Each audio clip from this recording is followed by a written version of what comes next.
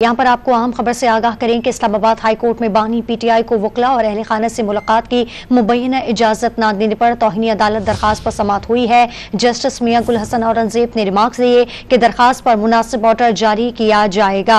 आपको अपडेट करें हैं कि इस्लामाबाद हाई कोर्ट में बानी पीटीआई को वकला और अहल खाना से मुलाकात की मुबैना इजाजत न देने पर तौहीन अदालत दरखास्त पर समाअत हुई। जस्टिस मियां गुल हसन औरंगजेब ने रिमार्क्स दिए कि दरखास्त पर मुनासिब ऑर्डर जारी किया जाएगा। बानी पीटीआई को वकला अहल खाना से मुलाकात की मुबैना इजाजत न देने पर तौहीन अदालत की दरखास्त, किसको मुलाकात की इजाजत नहीं दी गई है। जस्टिस मियां गुल हसन औरंगजेब का इस्तफसार इस्लामाबाद हाई कोर्ट में बानी पीटीआई को वकला और अहल खाना से मुलाकात की मुबैना इजाजत न देने पर तौहीन अदालत दरखास्त पर समाअत हुई है और जस्टिस मियां गुल हसन औरंगजेब ने रिमार्क्स दिए कि दरखास्त पर मुनासिब ऑर्डर जारी किया जाएगा।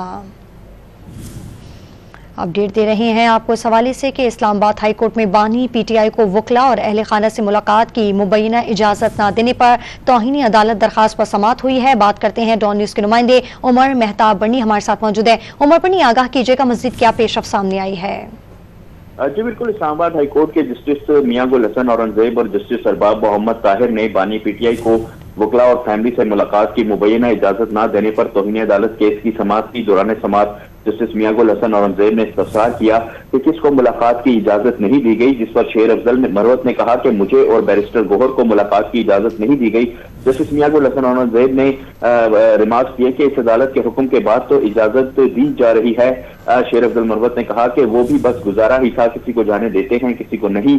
शेर अफजल मरवत ने मजीद कहा कि बानी पीटीआई की अहलिया को 20 दिन से मुलाकात की इजाजत नहीं दी जा रही, जिस पर जस्टिस मियां गुल हसन औरंगजेब ने कहा कि हम अपने आप को इस दरख्वास्त तक ही महदूद रखेंगे, हम इस दरख्वास्त पर मुनासिब ऑर्डर जारी करेंगे। बहुत शुक्रिया तफसीलात देने के लिए उमर मेहताब बनी आपका।